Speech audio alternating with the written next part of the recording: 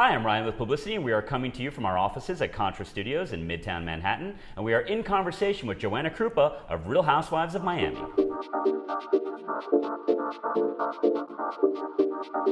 You are a strong woman, and you come across that way on the show, so I think they do a great job with editing that and portraying the character for who you really are. But we know that people in today's world of social media, especially with celebrities, you're under such scrutiny, and people can say anything that they want behind a veil or a fake Twitter account. Oh, right? And you've also had some issues, with Joe Francis, and we know how you ironed all that out. But even though you're a tough woman from the exterior, there is an ultimate soft side and a deep heart to you. Yeah. How does it affect you when you see these things that people are saying or read them? I mean, at the beginning of my career, it was really tough. I'm just like, my goodness, how can somebody sit behind a computer and just be so evil and now they can do it on mobile. Yeah. Now they don't even need to be at work or at home, right? They can do it anywhere. Anywhere. Yeah. I'm just like, say it to my face, damn it. But like now when I read it, it's just kind of comical that somebody would really be so miserable with their own life to go that far to say mean things. So I only focus on the positive, like. Honestly, I'm really proud. Like my Twitter fans, my Facebook fans, like 99%, I would say it's positive. And as soon as I get the negative, I unblock them. Block them. I don't have time for that. Life's too short. I already have enough drama in my life as it is with these crazy women that I don't need more.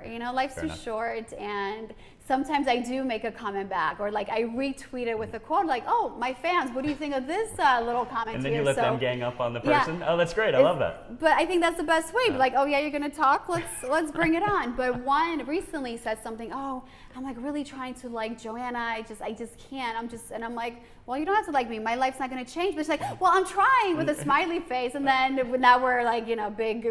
We talk on Twitter all the time. Well, so it's just funny how you may have made a fan out of her because you actually heard what she said on Twitter and you communicated and you brought her into your fold, so to speak. It's just funny. Sometimes I just feel like they need the attention. Maybe if they feel like you actually care, then they totally change. If I say something so dramatic about you, maybe you'll reply or whatever, and like you are a real person. That's interesting. Now, one of the things you actually several months ago you quoted John Casablancas when he said, and I'm paraphrasing, that people start talking about you when you actually become someone, and you took that quote as more of powerful inspiration. But for both of us, we lost a great man and a friend in John. How close were you guys?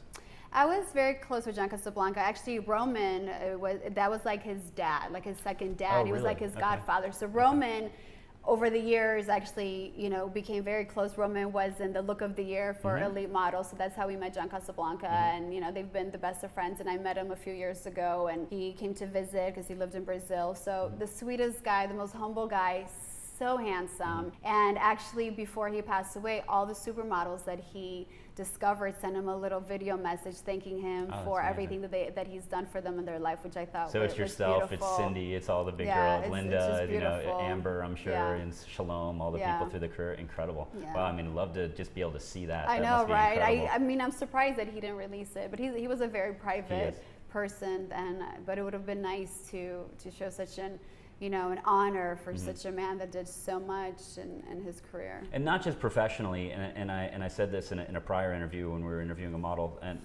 whenever I was with John, he really brought you in and looked at you, and he made you feel like you were the only person in the room and that you were the most important conversation. And he had such a big heart. He helped so many people that were less fortunate and people that worked for him, and just a great person. And it's just so sad that he's gone, and life that's why like some of these like hater comments, it's like, is it really worth it to stress about it? It's like one day you may never wake up, and it's just not worth it. Well, thank you very much for your time. We appreciate you coming down to Publicity in our offices at Contra Studios and joining us in conversation.